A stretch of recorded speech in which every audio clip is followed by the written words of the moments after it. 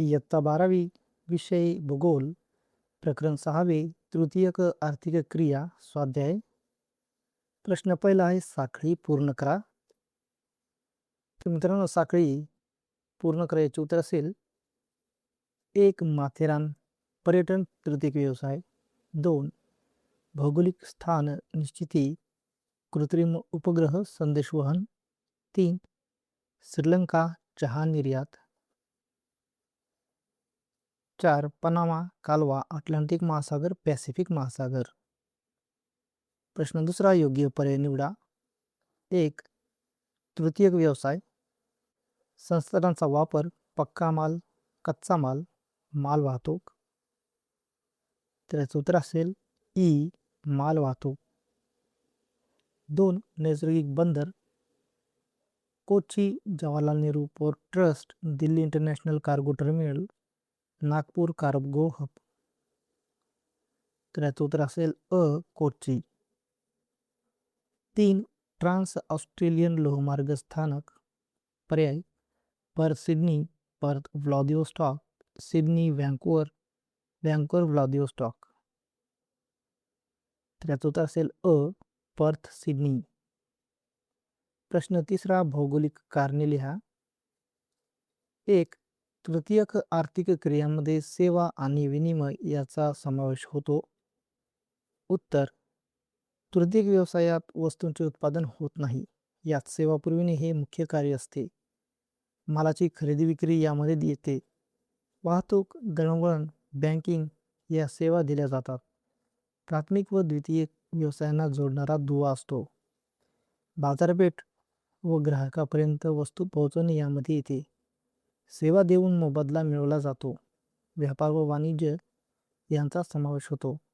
आर्थिक क्रियांना गती मिळते, त्यामुळे सेवा व विनिमय हे तृतीयक क्रियांचे मुख्य घटक आहेत. 2. हवाई वाहतुकीचे प्रमाण वाढत आहे. उत्तर: वेगवान वाहतुकीची गरज वाढली आहे. आंतरराष्ट्रीय व्यापार वाढला आहे. नाशवंत वस्तू जसे की फळे फुले जलद पोहोचवता येतात. तंत्रज्ञानात मोठी प्रगती झाली आहे. लोकांच्या प्रवासाची मागणी वाढली आहे. पर्यटन क्षेत्राचा विकास झाला आहे.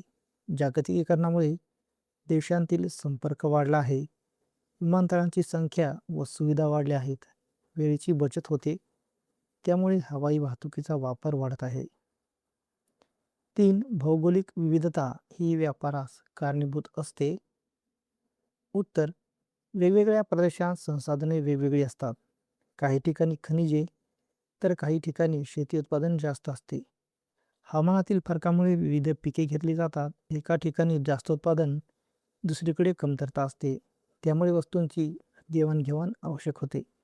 विशेष उत्पादन असलेले देश निर्यात करतात, तर इतर देश त्याची आयात करतात. मानवी कौशल्यातही फरक असतो, त्यामुळे आंतरराष्ट्रीय व्यापार वाढतो. म्हणून भौगोलिक विविधता व्यापाराला चालना देते. प्रश्न चौथा टिपा लिहा. 1. संदेशवहनातील कृत्रिम उपग्रहांचे महत्त्व. उत्तर: कृत्रिम उपग्रहामुळे दूरवर संदेश जलद गतीने पाठवता येतात. जगभरातील दळणवळण सुलभ व वेगवान झाले आहे. दूरदर्शन मोबाईल व इंटरनेट सेवा उपग्रहांवर अवलंबून आहेत. हवामान अंदाज व आपत्तीची पूर्वसूचना देण्यासाठी उपयोग होतो. दुर्गम व ग्रामीण भागातही संपर्क साधता येतो. GPS द्वारे स्थान निश्चिती शक्य होते. संरक्षण व सुरक्षा क्षेत्रात महत्त्वाची भूमिका बजावतात. जागतिक माहितीचे आदानप्रदान सुलभ होते. शिक्षण व संशोधनासाठी उपयुक्त ठरतात. त्यामुळे आधुनिक संदेशवहनात कृत्रिम उपग्रहांचे मोठे महत्त्व आहे.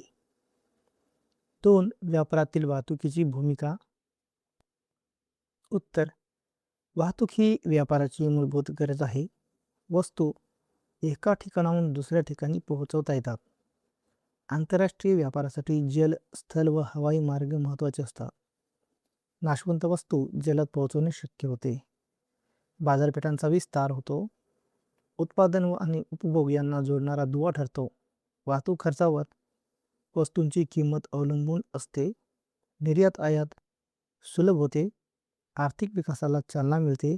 त्यामुळे व्यापाराच्या वाढीस वाहतूक महत्त्वाची भूमिका बजावते. 3. पर्यटन आणि राष्ट्राचे स्थूल उत्पादन. उत्तर: पर्यटन हा महत्त्वाचा तृतीय व्यवसाय आहे. पर्यटनातून देशाला परकीय चलन मिळते. हॉटेल, वाहतूक, मार्गदर्शक इत्यादी सेवा वाढतात. रोजगाराच्या संधी निर्माण होतात. स्थानिक उद्योगांना चालना मिळते. पायाभूत सुविधा विकसित होतात. देशाच्या उत्पन्नात वाढ होते. पर्यटनावर अवलंबून असलेल्या देशांमध्ये याचा वाटा मोठा असतो. आर्थिक विकासात पर्यटन महत्त्वाची भूमिका बजावते. त्यामुळे पर्यटनामुळे राष्ट्राचे स्थूल उत्पादन वाढते. प्रश्न 5वा. फरक स्पष्ट करा. द्वितीयक व तृतीयक व्यवसाय. द्वितीयक व्यवसायात कच्च्या मालावर प्रक्रिया करून माल तयार केला जातो. तर तृतीयक व्यवसायात वस्तूंचे उत्पादन न करता सेवा पुरवली जाते. उत्पादन प्रक्रिया व औद्योगिक क्रिया यावर आधारित असतो. तर तृतीयक व्यवसाय हा सेवा देणे व ग्राहकांच्या गरजा पूर्ण करणे हे मुख्य कार्य असते. द्वितीयक व्यवसायात कारखाने, उद्योग, यंत्रसामग्री यांचा वापर मोठ्या प्रमाणात होतो. तर तृतीयक व्यवसायात प्राथमिक व द्वितीयक व्यवसायांना हात जोडणारा दुवा असतो. द्वितीयक व्यवसाय प्राथमिक व्यवसायातून मिळालेल्या संसाधनांवर अवलंबून असतो. तर तृतीयक व्यवसाय हा वाहतूक, दळणवळण, बँकिंग, व्यापार यांचा यामध्ये समावेश होतो. द्वितीयक व्यवसायात तयार माल अधिक टिकाऊ व मूल्यवर्धित असतो. तर तृतीयक व्यवसायात मनुष्यबळ व कौशल्यावर आधारित असतो. द्वितीयक व्यवसायासाठी भांडवल, तंत्रज्ञान व ऊर्जा यांची गरज असते. तर तृतीयक व्यवसायासाठी सेवा देऊन मोबदला मिळवला जातो. द्वितीयक व्यवसायात कामगारांचे कौशल्य महत्त्वाचे असते. तर तृतीयक व्यवसायामध्ये बाजारपेठ व ग्राहकांशी थेट संबंध असतो. द्वितीयक व्यवसायामध्ये आर्थिक विकासासाठी महत्त्वाचा घटक आहे. तर तृतीयक व्यवसाय हा आधुनिक अर्थव्यवस्थेत याचे महत्त्व वाढले आहे. द्वितीयक व्यवसायाचे उदाहरण आहे कापड उद्योग, साखर उद्योग, लोखंड, स्टील उद्योग. तर तृतीयक व्यवसायाचे उदाहरण आहे वाहतूक, बँकिंग, पर्यटन, विमा. 2. चतुर्थक व पंचक व्यवसाय. चतुर्थक व्यवसाय ज्ञान, माहिती व बौद्धिक कार्यावर आधारित असतो. तर पंचक व्यवसाय हा उच्चस्तरीय निर्णय व धोरण निर्मितीवर आधारित असतो. चतुर्थक व्यवसायात संशोधन, शिक्षण, माहिती तंत्रज्ञान यांचा समावेश होतो. तर पंचक व्यवसायात व्यवस्थापन, प्रशासन व नियंत्रण यांचा समावेश होतो. चतुर्थक व्यवसायात नवीन कल्पना, संशोधन व नवकल्पना विकसित केल्या जातात. तर पंचक व्यवसायात वरिष्ठ अधिकारी, मंत्री, न्यायाधीश यांचा सहभाग असतो. चतुर्थक व्यवसायात उच्च शिक्षित व कुशल मनुष्यबळाची आवश्यकता असते. तर पंचक व्यवसायात समाज व अर्थव्यवस्थेचे दिशानिर्देश केले जाते. चतुर्थक व्यवसायामध्ये माहितीचे संकलन, विश्लेषण व वितरण केले जाते. तर पंचक व्यवसायात महत्त्वाचे धोरणात्मक निर्णय घेतले जातात. चतुर्थक व्यवसायात आधुनिक तंत्रज्ञानाचा मोठ्या प्रमाणात वापर होतो. तर पंचक व्यवसायात जबाबदारी व अधिकार अधिक असतात. चतुर्थक व्यवसाय हे देशाच्या प्रगतीसाठी महत्त्वाचा घटक आहे. तर पंचक व्यवसाय हे राष्ट्रीय व आंतरराष्ट्रीय स्तरावर कार्य केले जाते. चतुर्थक व्यवसाय सेवा क्षेत्राचा उन्नत प्रकार मानला जातो. तर पंचक व्यवसाय हा उच्च दर्जाचे कौशल्य व अनुभव आवश्यक असतो. चतुर्थक व्यवसाय ज्ञानाधारित अर्थव्यवस्थेला चालना देतो. तर पंचक व्यवसाय हा समाजाच्या विकासात मार्गदर्शक भूमिका बजावतो. चतुर्थक व्यवसाय हा उदाहरण शिक्षक, संशोधक, IT तज्ज्ञ, लेखपाल यांचा समावेश होतो. तर पंचक व्यवसायात उच्च अधिकारी, धोरणकर्ते, न्यायाधीश यांचा समावेश होतो. 3. जलवाहतूक व हवाई वाहतूक. जलवाहतूक समुद्र, महासागर व नद्यांद्वारे केली जाते. तर हवाई वाहतूक ही आकाशमार्गाने केली जाते. जलवाहतूक सर्वात स्वस्त वाहतूक प्रकार मानला जातो. हवाई वाहतूक सर्वात महाग आणि जलद वाहतूक प्रकार आहे. जलवाहतूक मोठ्या प्रमाणात व जलमाल वाहतुकीसाठी उपयुक्त असतो. तर हवाई वाहतूक नाशवंत व मौल्यवान वस्तूंसाठी उपयुक्त आहे. जलवाहतूक आंतरराष्ट्रीय व्यापारासाठी महत्त्वाचा मार्ग आहे. तर हवाई वाहतूक प्रवासी वाहतुकीसाठी अत्यंत सोयीस्कर आहे. जलवाहतूक गती कमी असल्यामुळे वेळ जास्त लागतो. तर हवाई वाहतुकीस खर्च जास्त असल्यामुळे महाग आहे. जलवाहतूक ही बंदरे व किनारी प्रदेशावर अवलंबून असते, तर हवाई वाहतुकीसाठी विमानतळ व आधुनिक तंत्रज्ञान आवश्यक असते. जलवाहतुकीवर हवामानाचा काही प्रमाणात परिणाम होतो, तर हवाई वाहतूक हवामानावर मोठ्या प्रमाणात अवलंबून असते. जलवाहतुकीसाठी इंधन खर्च तुलनेने कमी असतो, तर हवाई वाहतुकीसाठी आंतरराष्ट्रीय संपर्क वाढवण्यासाठी महत्त्वाचे आहे. जलवाहतूक दीर्घ अंतरासाठी किफायतशीर असतो, तर हवाई वाहतूक वेळेची मोठी बचत होते. जलवाहतुकीची उदाहरणे आहेत जहाज, मालवाहू बोट. तर हवाई वाहतुकीची उदाहरणे आहेत विमान, कार्गो विमान. प्रश्न 6 सविस्तर उत्तरे लिहा. 1. व्यापारावर परिणाम करणारे घटक कोणते ते स्पष्ट करा. उत्तर: व्यापार म्हणजे वस्तू व सेवांची देवाणघेवाण होय. जागतिक पातळीवर व्यापाराचे स्वरूप विविध भौगोलिक, आर्थिक, सामाजिक व राजकीय घटकांवर अवलंबून असते. व्यापारावर परिणाम करणारे घटक आहेत ते पुढीलप्रमाणे. 1. नैसर्गिक संसाधनांचे असमान वितरण. सर्व देशांमध्ये खनिजे, जलस्रोत, वनसंपत्ती समान प्रमाणात नसतात. त्यामुळे संसाधनांची देवाणघेवाण करावी लागते. 2. हवामानातील विविधता. भिन्न हवामानामुळे वेगवेगळी पिके व उत्पादने तयार होतात. त्यामुळे देशामध्ये व्यापाराची गरज निर्माण होते. 3. भूरचना. सपाट प्रदेशात उत्पादन व वाहतूक सोपी असल्याने व्यापार अधिक प्रमाणात होतो, तर पर्वतीय भागात मर्यादा येतात. 4. मृदा व कृषी उत्पादन. सुपीक मातीमुळे अन्नधान्याचे उत्पादन वाढते व त्याची निर्यात करता येते. 5. लोकसंख्या व बाजारपेठ. मोठ्या लोकसंख्येमुळे मागणी वाढते व देश आयातीकडे वळतो. 6. राहणीमानाचा दर्जा. उच्च उत्पन्न असलेल्या लोकांना अधिक व विविध वस्तूंची गरज असल्यामुळे व्यापार वाढतो. 7. तांत्रिक प्रगती. आधुनिक तंत्रज्ञानामुळे उत्पादन जलद, मोठ्या प्रमाणात व गुणवत्तापूर्ण होते. त्यामुळे निर्यात वाढते. 8. विशेषीकरण. काही देश विशिष्ट उत्पादनात तज्ज्ञ बनतात, उदाहरणार्थ जपान इलेक्ट्रॉनिक्समध्ये. त्यामुळे त्या वस्तूंचा व्यापार वाढतो. 9. वाहतूक व दळणवळण सुविधा. चांगल्या सुविधा असल्यास मालाची देवाणघेवाण जलद, सुरक्षित व कमी खर्चात होते. 10. आर्थिक धोरणे व कर व्यवस्था. आयात निर्यात धोरण, कर, सबसिडी यांचा व्यापारावर थेट परिणाम होतो. 11. राजकीय स्थैर्य व आंतरराष्ट्रीय संबंध. शांततापूर्ण व स्थिर वातावरण व्यापार वाढीस पोषक ठरते. 12. चलन व विनिमय दर. चलनाचे मूल्य बदलल्याने आयात निर्यातीच्या किमतीवर परिणाम होतो. 13. संस्कृती व ग्राहकांची आवड. लोकांच्या आवडीनुसार वस्तूंची मागणी बदलते, उदाहरणार्थ फॅशन, खाद्यपदार्थ. या सर्व घटकांच्या एकत्रित परिणामामुळे व्यापाराची दिशा, प्रमाण व स्वरूप निश्चित होत असते. 2. वाहतुकीचा विकास भौगोलिक घटकांवर अवलंबून असतो. स्पष्ट करा.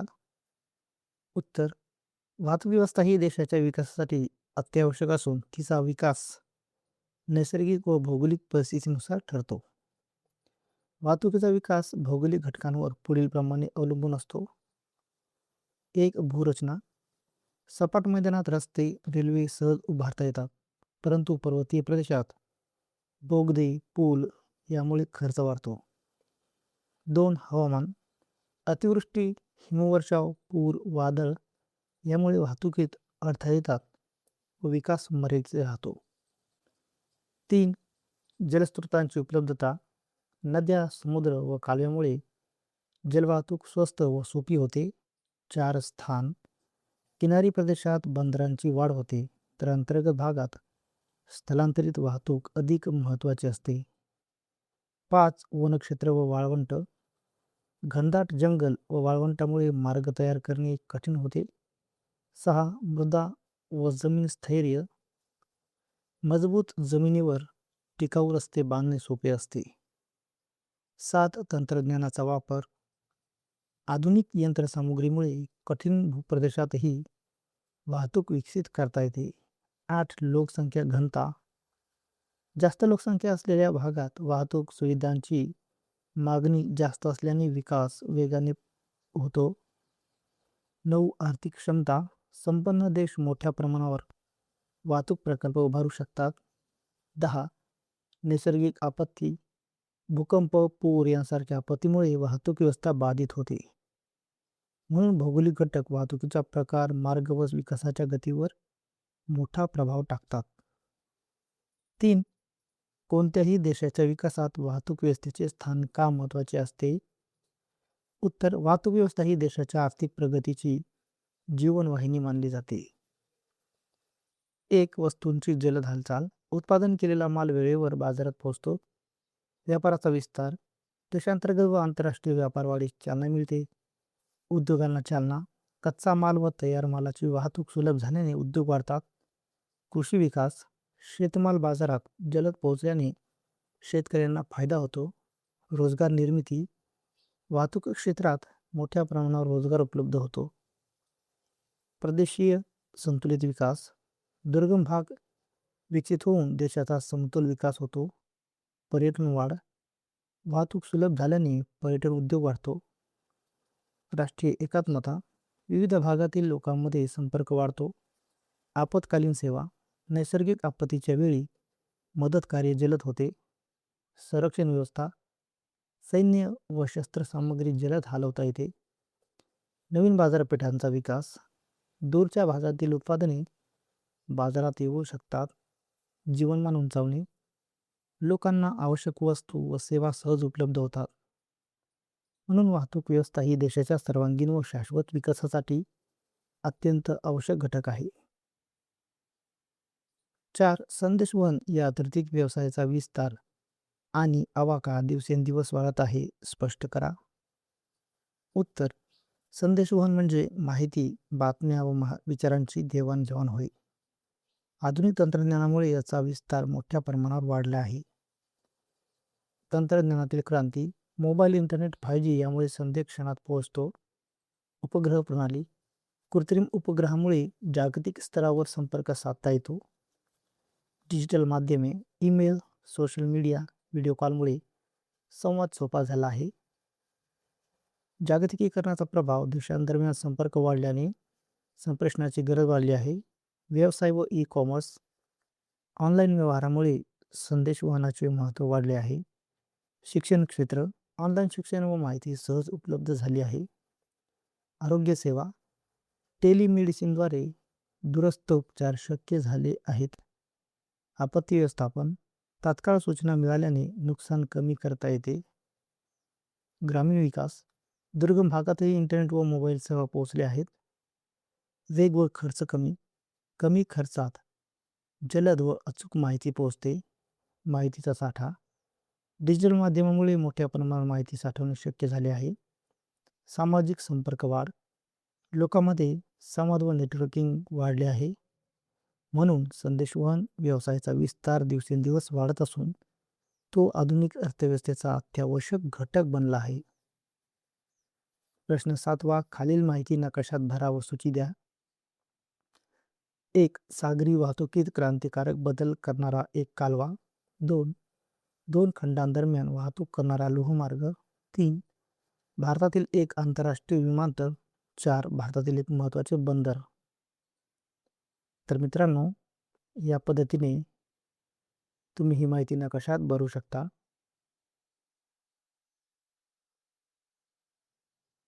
प्रश्न 8वा. उत्तरावरील प्रश्न. 1. पर्यटन क्षेत्राला नियोजनाची आवश्यकता का वाटते? उत्तर: अनेक उद्योगांचा समन्वय साधण्यासाठी, मर्यादित संसाधनांचा योग्य वापर करण्यासाठी, उत्पादन, उत्पन्न व रोजगार वाढवण्यासाठी, शाश्वत विकास साधण्यासाठी, नकारात्मक परिणाम कमी करण्यासाठी, म्हणून पर्यटन क्षेत्राला नियोजनाची आवश्यकता वाटते. 2. नियोजनात समुदायांचे महत्त्व काय आहे? उत्तर: स्थानिक स्वीकृती मिळण्यासाठी, विकास अधिक प्रभावी करण्यासाठी, स्थानिकांचा सहभाग वाढवण्यासाठी, पर्यटक टिकाऊ करण्यासाठी. म्हणून नियोजनात समुदायांचे महत्त्व अत्यंत मोठे आहे.